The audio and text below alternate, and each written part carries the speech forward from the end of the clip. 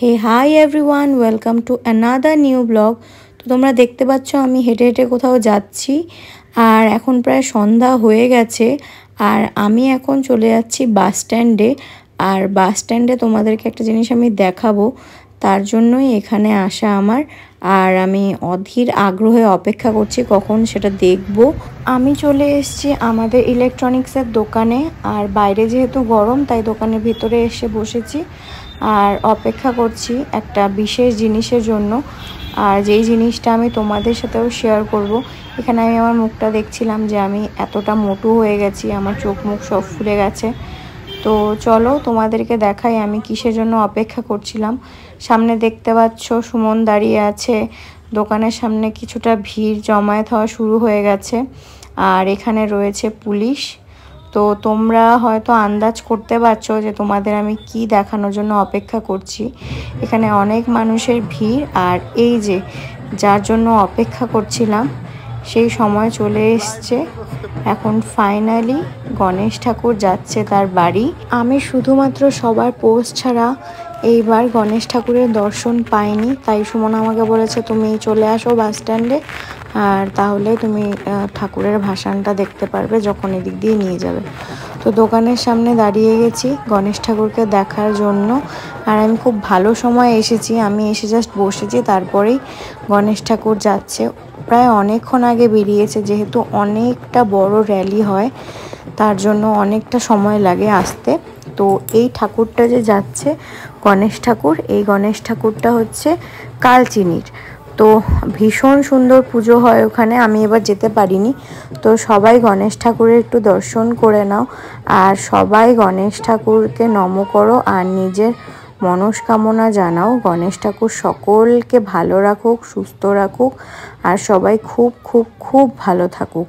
তো গণেশ ঠাকুর চলে যাচ্ছে নিজের বাড়ি। কালচিনিতে যে পুজো হয় গণেশ চতুর্থীর জন্য, ওখানে সমস্ত লোকজন যারা আছে তারা এই কটা দিন অনেক মজা করে, আনন্দ করে, আর এদের ইউনিটি এত ভালো লাগে দেখে।